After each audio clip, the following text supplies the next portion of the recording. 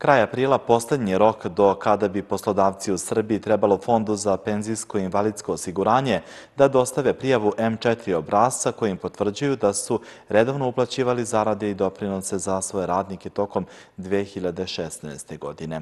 U PIO fondu objašnjavaju da je zakonska obaveza poslodavaca da im dostavljaju dokaze, odnosno da plaćaju doprinose za sve zaposlene, a obračun, kontrola i naplata doprinosa je u nadležnosti Poreske uprave. Samo sa tako kompletiranim obrascem Fond ima tačnu evidenciju o stažu i plaćenim doprinosima za radnika. Događa se da poslodavac uredno uplati doprinose zaposlenima, ali nije predao dokaz o tome, odnosno prijavu M4, tako da u matičnoj evidenciji Fonda o tome ne postoje podaci, ističu u PIO fondu. Svi poslodavci na teritoriji Srbije, pa tako i poslodavci koje pokriva filijala penzijskog i invalidskog osiguranja Novi Pazar, znači Novi Pazar, Sjenice, Tutin, dužni su da do 30. aprila dostave obrazac M4 na kojima su upisani doprinosi i zarade za svoje zapošljanje. Ovdje napominam da se ovaj rok ispoštuje da ne bi filijala penzijskog i invalidskog osiguranja posle slala opomene i prekršajne prijave.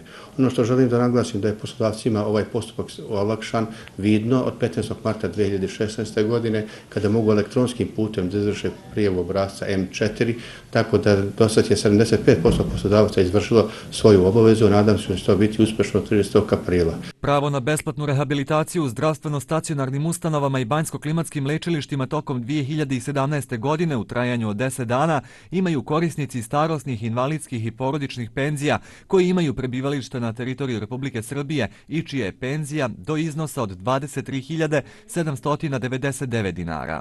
Na konkursu koji je izvršen u Penzijsko-invalidskom fondu, 135 penzionera na teritoriji Novog Pazara, Sjenice i Tutina dobilo je besplatan boravak u banjama širom Srbije i oni te svoje pravo će iskoristiti do kraja godine. Prema evidenciji iz januara, broj penzionera u Novom Pazaru, Sjenici i Tutinu iznosi ukupno 21.137.